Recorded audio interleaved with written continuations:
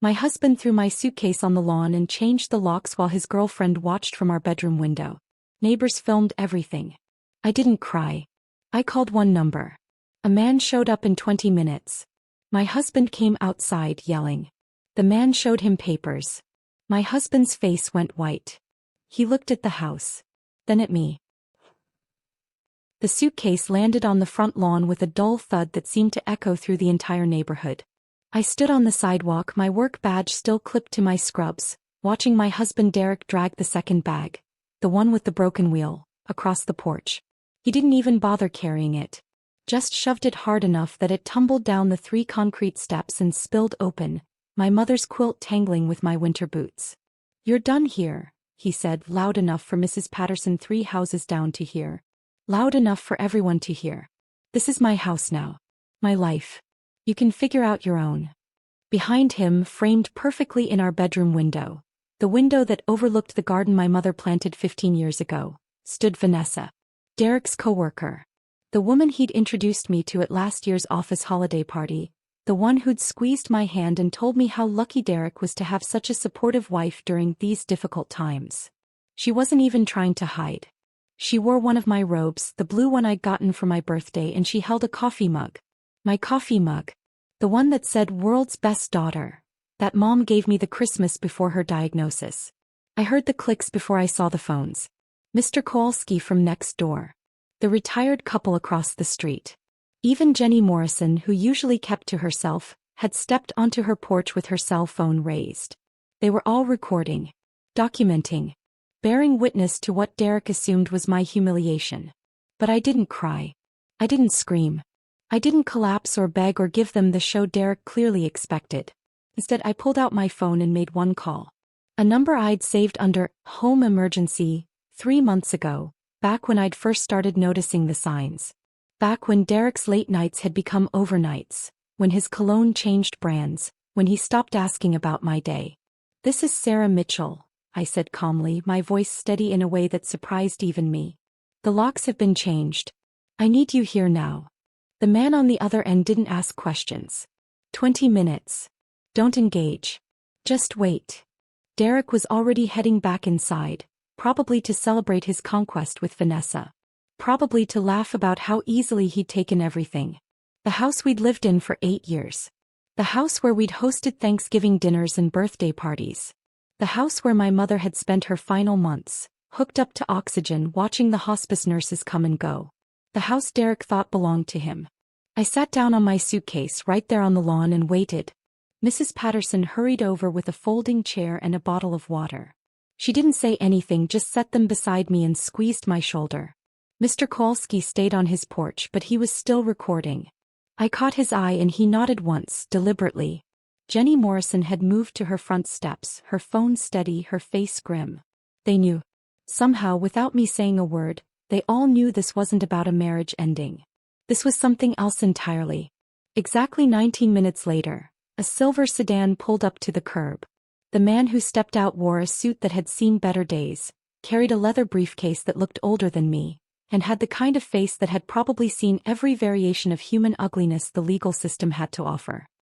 He walked up to me with purpose but not urgency and extended his hand. "Mrs. Mitchell. I'm Richard Brennan. Your mother's attorney." He said it loud enough for the neighbors to hear. Loud enough for Derek to hear if he was listening. "He's inside," I said simply. Richard nodded and walked straight to the front door. He didn't knock. He rang the doorbell 3 times, hard and insistent like a cop might. I could hear Derek's footsteps stomping through the house. The door swung open and Derek filled the frame, his face already red. "Who the hell are you? This is private property. You're trespassing."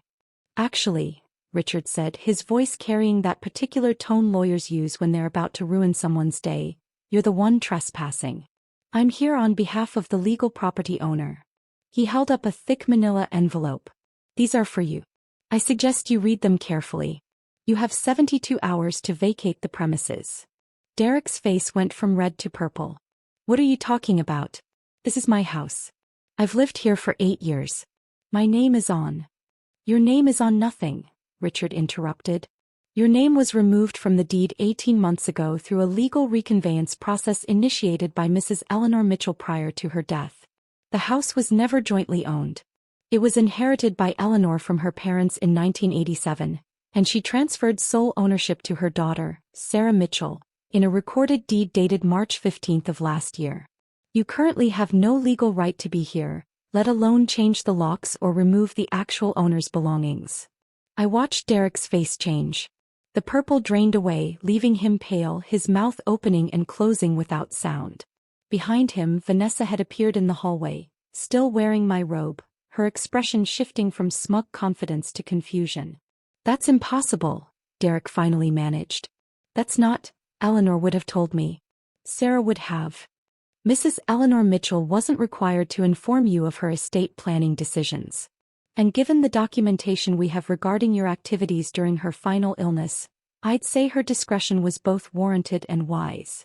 Richard pulled out a second sheet of paper. This is a temporary restraining order, effective immediately. You are not to dispose of, damage, or remove any property from these premises beyond your personal clothing and effects. Any violation will result in immediate arrest. Derek snatched the papers from Richard's hand, his eyes scanning frantically. I could see the moment he hit the relevant section because his entire body went rigid. His eyes shot to me wide and disbelieving. You knew, he said, his voice cracking. You've known this whole time and you didn't say anything. I found out 3 months ago, I replied, still sitting on my suitcase on the lawn. Mom's attorney contacted me after the estate settled. Sent me copies of everything. The new deed. The trust documents. The investigation report. Investigation. Vanessa spoke for the first time, her voice higher than I remembered. What investigation? Richard smiled, and it wasn't friendly. Mrs. Eleanor Mitchell hired a private investigator in the last year of her life. She documented quite extensively the affair between Mr. Mitchell and yourself, including dates, locations, and the rather unfortunate timing of your meetings, specifically during hospital visits and hospice care sessions. He pulled out a third document. We have photographs. Time-stamped. Geotagged. Including the evening of March 3rd when Mr. Mitchell told his wife he was staying late at the office to handle paperwork, but was actually at the Marriott downtown. That was the same night Mrs. Eleanor Mitchell fell in her bathroom and Sarah had to call an ambulance alone because her husband wasn't answering his phone. The silence that followed was absolute. Even the birds seemed to have stopped chirping. Derek's hand holding the papers was shaking. He looked at the house, then back at me, then at the papers again. How much of this did Eleanor know? He asked, his voice barely above a whisper. All of it, Richard answered. She knew for approximately 6 months before she passed. She watched you pretend to support your wife while betraying her. She documented your financial negligence, your emotional abandonment, and your continued deception. And then she made absolutely certain you would never be able to take anything else from her daughter. Derek stumbled backward, bumping into Vanessa, who wrapped her arms around herself. My robe, my mother's gift, suddenly looked obscene on her. There's more, Richard continued, and I heard the shift in his tone. This was the part even I didn't know about yet. Mr. Mitchell, we've also uncovered some concerning financial irregularities that need to be addressed. Over the past 3 years, you've attempted to take out several loans using this property as collateral. Derek's face, which had started to regain some color, went white again. That's standard. Homeowners do that all the time. Homeowners who actually own the home, yes. But you didn't own this home. Which means you forged property documents. Specifically, you forged Mrs. Sarah Mitchell's signature on a refinance application 2 years ago, and on a home equity loan application 14 months ago. The lenders are being notified as we speak, and they'll be looking to you personally for repayment. We're looking at approximately $127,000 in fraudulent loans. The words hung in the air like smoke. I felt my breath catch. $127,000. Derek had been stealing from the house. From me. From my mother's legacy. And I'd had no idea. I needed that money, Derek said, but his voice had lost all its fight. The business had some setbacks. I was going to pay it back. I was fixing things. By forging your wife's signature? By committing fraud. Richard's voice was ice. Mr. Mitchell, those lenders are going to pursue you personally. This isn't going to disappear. And given that Mrs. Eleanor Mitchell caught you in the act. Yes, she knew about that too. She restructured everything to protect her daughter from your financial crimes. I stood up slowly, my legs unsteady.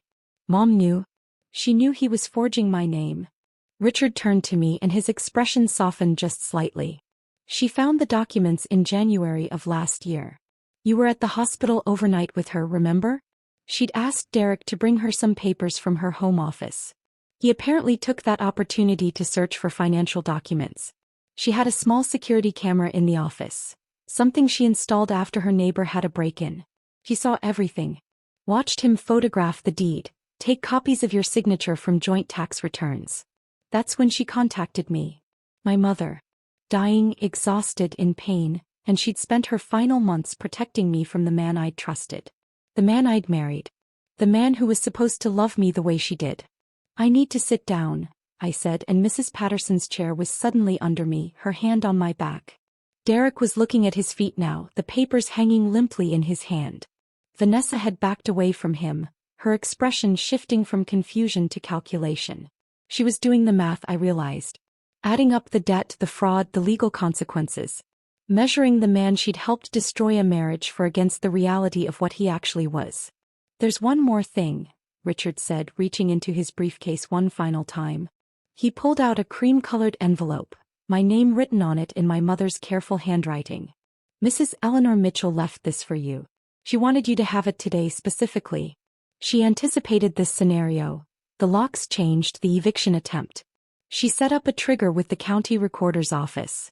The moment any changes were filed regarding this property without your authorization, I was automatically notified. She knew her son-in-law well enough to predict exactly how this would play out. I took the envelope with shaking hands. My mother's handwriting. The last words she'd ever write to me. I wanted to tear it open immediately. I wanted to wait until I was alone. I wanted to scream and cry and rage at the unfairness of it all. That she'd had to spend her final days protecting me instead of just being my mother, just letting me care for her without this weight. Can I read this inside? I asked. In my house. Richard smiled, and this time it reached his eyes. It's your house, Mrs. Mitchell. You can do whatever you want in it. I stood and walked past Derek. He didn't move. Didn't try to stop me. Just stood there holding those papers, his entire world crumbling around him while Vanessa edged further and further away. I climbed the 3 concrete steps where my suitcase had tumbled just half an hour ago. The front door was still open. Mrs. Patterson had already started gathering my spilled belongings, folding my mother's quilt with gentle hands. Mr. Kolsky was calling someone, probably his daughter who worked for the DA's office. Jenny Morrison had lowered her phone but hadn't deleted the video. They'd all seen it. All recorded it. Evidence of Derek's illegal eviction. Proof of my right to return. I stepped into my house, my mother's house, now mine, and the familiar smell hit me. Coffee and vanilla, the candles I always bought. But underneath it, something sour. The smell of betrayal, of violations I couldn't name yet. Vanessa's perfume in the hallway. Strange shoes by the door. A jacket I didn't recognize on the coat rack. How long had this been going on? How many times had they been here together while I worked double shifts at the hospital, trying to pay for treatments that would buy my mother a few more months, a few more days? How many times had Derek brought her into our home, into our bed, into the space my mother had fought so hard to protect for me? I walked through the living room, past the couch where Mom had spent her final weeks when the stairs became too difficult. Past the bookshelf full of her favorite novels, the ones she'd read to me as a child and then again when she could no longer hold the books herself. Into the kitchen where we'd had our last real conversation, where she'd held my hand and told me she was proud of me, that I was stronger than I knew. She'd known then. Known about Derek, about Vanessa, about the forgery. And she'd smiled at me and told me I was strong enough to handle what was coming. I sat at the kitchen table, her table, the one she'd inherited from her own mother, and opened the envelope. The letter inside was 3 pages, written in the careful script that had deteriorated over her final months as the pain medications made her hands shake. But every word was legible. Every word was intentional. My dearest Sarah, if you're reading this, then I was right about Derek. I wish I hadn't been. I wish I could have been wrong about this one last thing before I left you. But I wasn't, and I'm so deeply sorry for that. I want you to know that discovering the truth about your husband wasn't what hurt me most in those final months. What hurt was watching you sacrifice everything, your sleep, your health, your happiness, to care for me while he was betraying you. You would come home from the hospital, exhausted beyond measure, and tell me about your day. You'd smile and say Derek was holding down the fort, taking care of things at home, being supportive. And I would have to smile back and pretend I didn't know the truth. But I couldn't tell you. Not then. You had too much on your plate and I needed you to focus on the time we had left, not on his betrayal. So I decided to handle it myself in the only way I could. The house has always been in my name alone. Did you know that? Your father and I bought it together in 1987, but when he passed, it became solely mine. When you married Derek, he assumed he'd been added to the deed. I let him assume that. But I never did it. Something about him always made me hesitate. I told myself I was being overprotective, that every mother worries about her daughter's husband. But instinct matters, Sarah. Mine was right. When I hired the private investigator and confirmed the affair, I felt something I hadn't felt in years. Absolute clarity. I knew exactly what I needed to do. I transferred the house entirely into your name through an irrevocable trust. I made sure Derek's name was never attached to it. I documented his affair, his financial negligence, his forgery of your signature. And I set up a system with Richard to protect you the moment Derek showed his true colors completely. I wish I could be there to hold you when you read this. I wish I could tell you in person that this is not your fault. Derek's betrayal is his choice, his character flaw, his failure. You are not responsible for another person's capacity for deception. There's something else in this envelope. A check for $40,000. It's money I saved by refusing certain treatments in my final months. Treatments that would have extended my life by perhaps 6 to 8 weeks but would have left me in agony and left you in debt. I chose to leave this world a little sooner in less pain and give you freedom instead. I know you'll want to argue with that choice. You'll feel guilty, like you should have insisted on those treatments, fought harder, done more. But Sarah, you did everything. You gave me the greatest gift, your presence. You stayed. You held my hand. You read to me. You made me laugh even when I could barely breathe. You were exactly the daughter I'd always hoped I'd raise. Derek left you during the hardest time of your life. That shows you who he is. This house, this money, this legal protection. It shows you who I am. Who we are. Women who stand by each other. Women who protect what matters.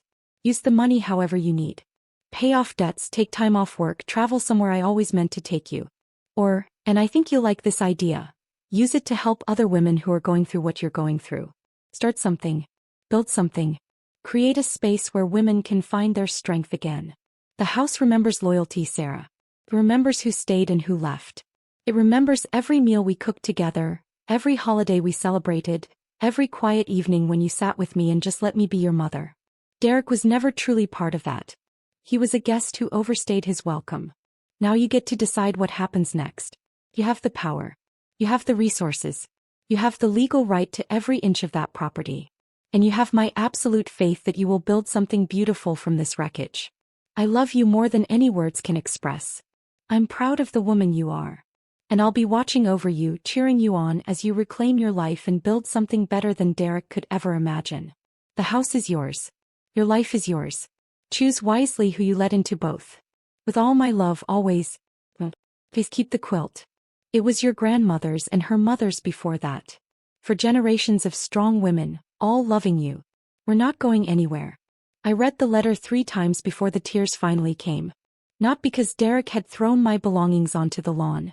Not because of the affair or the forgery or the betrayal. But because my mother, dying and in pain, had spent her final months protecting me. Had chosen to leave this world sooner than necessary so I could have freedom. Had loved me enough to handle the ugliness so I wouldn't have to face it alone. The check fluttered out from between the pages. $40,000 made out to me, dated the week before she died. Money she'd saved by suffering less relief, fewer pain medications, shorter hospice care. Money she'd chosen to leave me instead of spending on herself. I heard footsteps behind me and tensed, but it was Richard Brennan, not Derek. I gave your husband the full documentation, he said quietly. The loan information, the fraud charges, the evidence of the affair. He and his companion are gathering his belongings now. He's asked for the full 72 hours to find alternative housing. And the girlfriend? I asked, my voice rough from crying. Richard's expression turned grim. There's something else you need to know about her. Something that came to light during the background check your mother requested. I looked up at him, exhausted. What else could there possibly be? Vanessa isn't just having an affair with your husband. She's still legally married. Has been for 12 years. 2 children, ages 8 and 10, living with her husband in Ohio.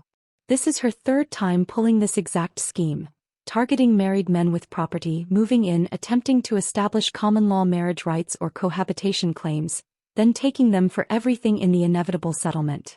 The words didn't make sense at first. I blinked at Richard, trying to process. She's married? With kids. Her husband, Thomas, has been looking for her for 8 months. She emptied their joint account and left. He's been trying to serve her with divorce papers and custody modification documents. I took the liberty of contacting him when your mother's investigation revealed Vanessa's real identity. He's on his way here now. Should arrive within the hour. I started laughing. I couldn't help it. The situation was so absurd, so completely ridiculous, that laughter was the only response that made sense. Derek hadn't just destroyed our marriage for an affair. He'd destroyed it for a woman who was scamming him.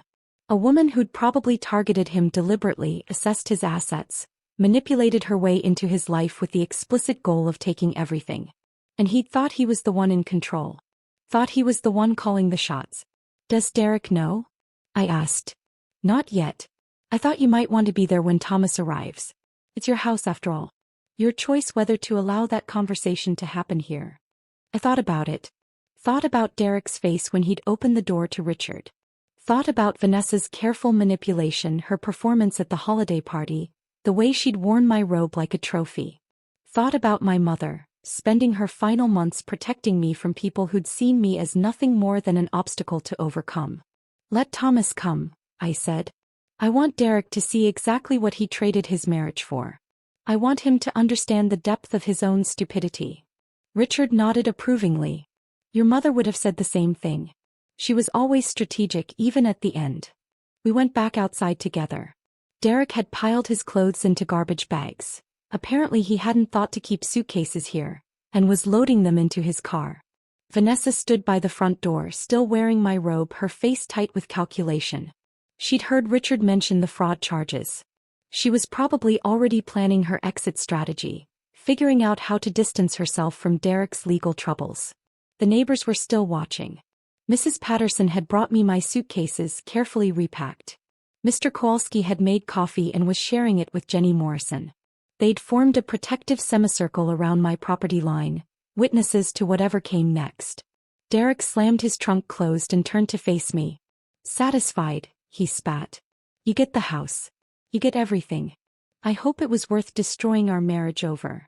I didn't destroy anything, I replied calmly. You did that all on your own. I just stopped pretending not to notice. Your mother poisoned you against me. She never liked me, never gave me a chance. My mother died protecting me from you, I interrupted. She spent her final months gathering evidence of your betrayal instead of just resting. She chose to suffer more so I could have less debt and more freedom. She loved me enough to handle the ugly truth alone so I could focus on being her daughter. You couldn't even manage to be faithful while I was helping her die. Derek's mouth worked soundlessly. Vanessa had edged toward her own car, a small sedan I'd never seen before. She was calculating her escape, I realized. Probably already composing the story she'd tell the next Mark, the next married man she'd target. That's when the pickup truck pulled up. The man who got out was tall, broad-shouldered, with the exhausted look of someone who'd been searching too long for something they'd lost. He had 2 children with him, a boy and a girl, both elementary school age. They stayed in the truck, but I could see their faces pressed against the windows, searching. Vanessa, the man said, his voice rough but controlled. We need to talk. Vanessa went absolutely still. All the calculation, all the confidence drained from her face in an instant. She looked between Thomas, Derek, and the truck with her children inside, and I watched her realize there was no way out. No story that would work. No manipulation that would save her. Who the hell is this? Derek demanded, looking between Thomas and Vanessa. Vanessa, who is he? My name is Thomas Morrison, the man said, pulling out a folder from his truck. I'm Vanessa's husband. Have been for 12 years. These are our children, Emma and Jack. And these are divorce papers and custody modification documents I've been trying to serve her for 8 months. The silence was deafening. Derek's face cycled through confusion, disbelief, shock, and finally comprehension. He turned to Vanessa slowly. "You're married," he said flatly. "You have kids." "It's not what you think," Vanessa started, but Thomas cut her off. "It's exactly what he thinks. This is what you do, Vanessa. You find married men with assets, move in with them, establish residency, then claim common-law marriage or cohabitation rights when things fall apart. You did it in Ohio before we got married. You did it in Pennsylvania 3 years ago. Yes, I found out about that. And now here.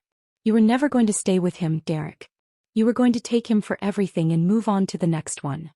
Derek stumbled backward, his hand going to his chest like he'd been struck. "You told me you loved me. You told me we were building a life together.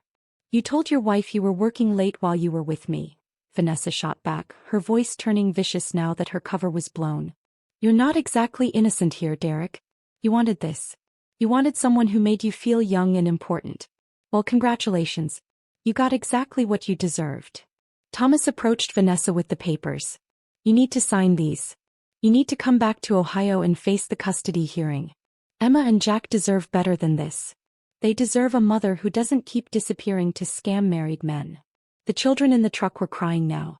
I could see them through the windows, the boy with his arm around his younger sister, both of them watching their mother face the consequences of her choices. My heart broke for them in a way it hadn't broken for myself. They hadn't chosen any of this. They were just collateral damage in their mother's endless pursuit of easy money and stolen lives. Vanessa snatched the papers from Thomas, her hands shaking. "Fine. I'll sign them. I'll go back. But I'm not giving up custody." "You abandoned them," Thomas said, his voice thick with emotion. "You emptied our bank account and left them without a word. The court isn't going to give you anything beyond supervised visitation, and that's only if you're lucky." Derek was still staring at Vanessa like he'd never seen her before. "You were using me," he said slowly, the reality finally sinking in. "This whole time. Everything you said, everything we did." "Oh, grow up," Vanessa snapped, stripping off my robe and throwing it on the ground. Underneath she wore jeans and a tank top, clothes clearly ready for a quick exit. "You think you were special? You think what we had was real? You're just another man who thought he deserved more than he had. You were convenient. That's all." She grabbed a small bag from inside the house. Apparently she kept a go-bag ready just in case and stormed to her car. Thomas followed her with the papers, his face grim. They had a quick, harsh exchange I couldn't hear, and then Vanessa was peeling out of the driveway, her car leaving rubber on the street. Thomas stood there for a moment watching her go, then turned to Derek. "I'd say I'm sorry, but honestly, you helped her abandon her children. You knew she was married." "I didn't know," Derek insisted, but his voice was weak. "She told me she was divorced. That her ex was abusive. I thought I was helping her escape." "She told you what you wanted to hear," Thomas interrupted. "Same thing she told the guy in Pennsylvania.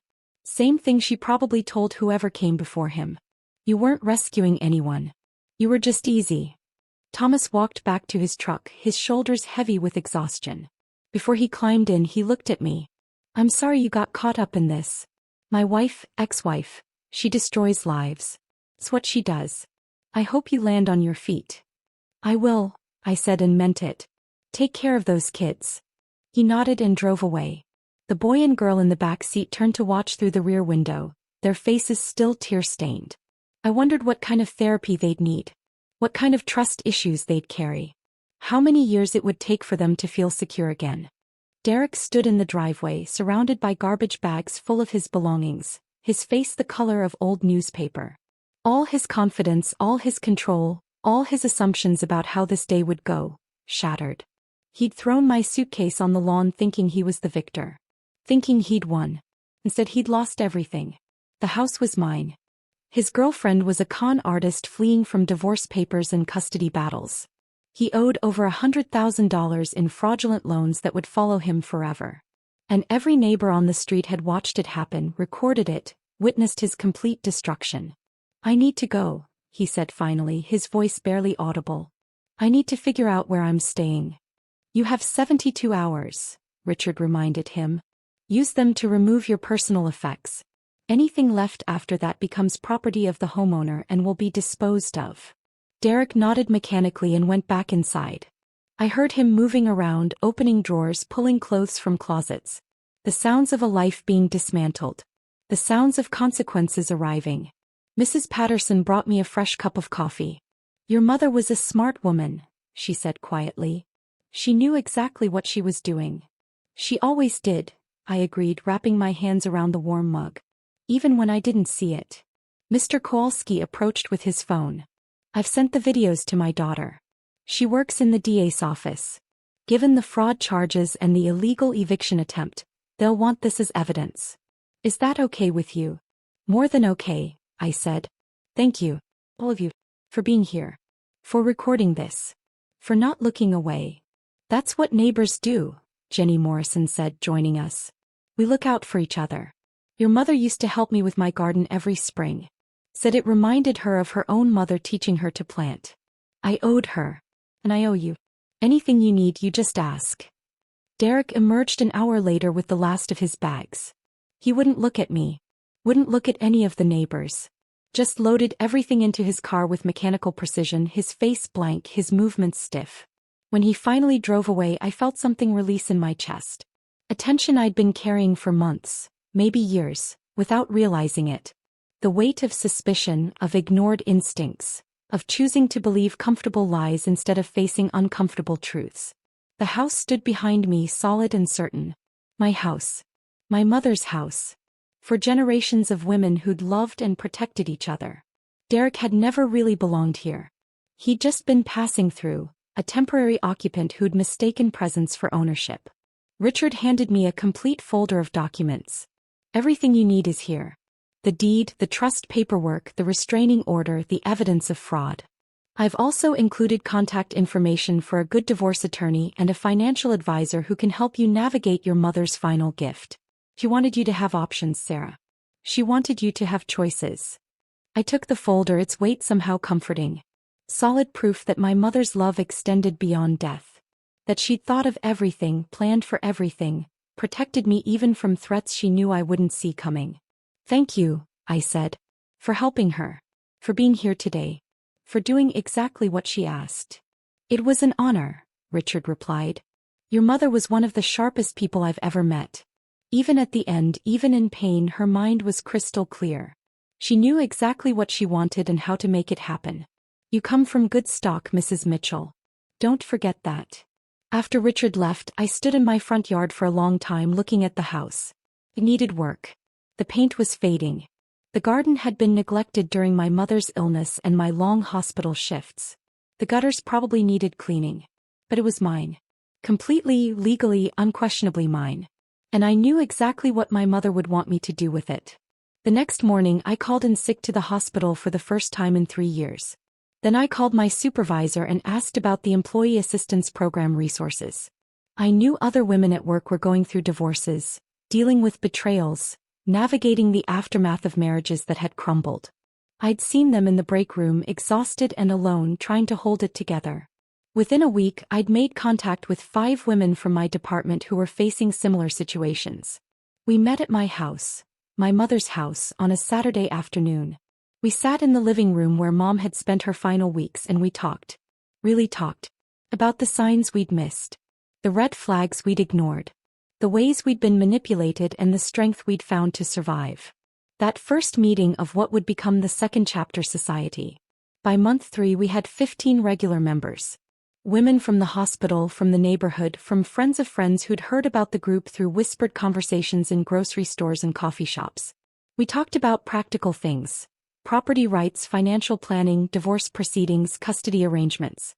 But we also talked about the emotional aftermath. The grief of losing not just a partner but the future you'd imagined.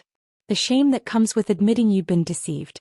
The slow, painful work of rebuilding trust in yourself and others. I used part of my mother's $40,000 to hire a lawyer who specialized in helping women navigate contentious divorces. She came to the house once a month to answer questions and review cases pro bono for any woman who couldn't afford her regular fees. Another portion went to a financial advisor who taught classes on financial literacy and independence. The rest I saved, Knowing there would be emergencies, situations where one of us needed help and had nowhere else to turn. Derek's divorce papers came quickly. He didn't contest anything. Couldn't afford to contest anything really, given the fraud charges and the debt he'd accumulated. He'd moved into a basement apartment across town and was working a second job to pay down the loans he'd taken out illegally. I heard through mutual acquaintances that he'd aged 10 years in 6 months. That he barely spoke to anyone. That he'd become a cautionary tale at his office. I didn't feel sorry for him. But I didn't feel the burning rage I'd expected either. Mostly I felt relief. Relief that my mother had protected me. Relief that I'd gotten out before Derek could do more damage. Relief that the house, this space that held 4 generations of women's memories, had been saved. Vanessa disappeared completely. Thomas got full custody of Emma and Jack, and from what I heard through the small-town gossip network that connected us all, the kids were doing better. Therapy, stability, their father's unwavering presence. It was helping. I sent Thomas a card 6 months after everything happened, just a simple note saying I hoped they were healing. He sent back a photo of the kids smiling on the first day of school. No words necessary. 18 months after Derek threw my suitcase on the lawn, I hosted Thanksgiving at the house. 23 women came, plus some of their children, plus Mrs. Patterson and her husband, plus Mr. Kowalski and his daughter from the DA's office, plus Jenny Morrison and her teenage son. We filled every room, every chair, every surface with food and laughter and the kind of chaotic joy that comes from people who've survived something terrible and come out the other side. I'd started dating again carefully. A man named David who taught high school English and had lost his wife to cancer 3 years earlier. He understood grief. Understood the complicated process of rebuilding. Understood that some days you were fine and some days you absolutely weren't, and both were okay. We took things slow, met for coffee, talked about our late mothers and dead marriages and the strange courage it takes to try again. He came to Thanksgiving. Brought homemade bread and his daughter, a college freshman studying social work who'd heard about the Second Chapter Society and wanted to volunteer. She and I talked for an hour about the need for support systems, about the isolation women feel when their marriages implode, about the shame that keeps so many silent. "You're building something important here," she told me. "My mom would have needed something like this. She had nowhere to go when things got bad. No one to talk to who'd understand. That's why we do it," I said simply. "So no one has to go through it alone." That night, after everyone had left and David had kissed me goodnight at the door, I went upstairs to my bedroom. On the wall beside my bed, in a simple wooden frame, hung my mother's letter. I'd kept it there since the day Richard had given it to me. Some mornings I read it. Some mornings I just looked at it, drawing strength from her words even though she was gone. "The house remembers loyalty, Sarah." I looked around the room. At the walls that had sheltered 4 generations of women. At the window that overlooked the garden I'd slowly brought back to life. At the space that had seen so much pain and so much healing. The house did remember. It remembered who stayed and who left. It remembered my mother's quiet strength in her final months. It remembered the women who gathered here every week to support each other. It remembered laughter and tears and the slow, steady work of rebuilding broken lives. And it would keep remembering long after I was gone. Another chapter in the story of women who protected each other. Who refused to be defeated. Who chose loyalty, community, and love over the easy lie of someone else's promises. I fell asleep that night thinking about my mother's final words. About power and choices and the legacy of women who fought for each other. About the difference between being someone's victim and being someone's daughter. Derek had tried to take everything. But he'd never understood what mattered. The house wasn't just property. It was proof that love persists. That protection continues. That some bonds cannot be broken even by death. My mother had given me more than a home. She'd given me the freedom to build a life on my own terms. To help others do the same. To transform betrayal into purpose and pain into power. The house remembered loyalty. And so would I. If this story of calculated justice had you holding your breath, smash that like button right now. My favorite part was when Richard revealed the photos from the private investigator. And Derek's face went completely white. What was your favorite moment? Drop it in the comments below. Don't miss more powerful stories like this. Subscribe and hit that notification bell so you never miss an upload.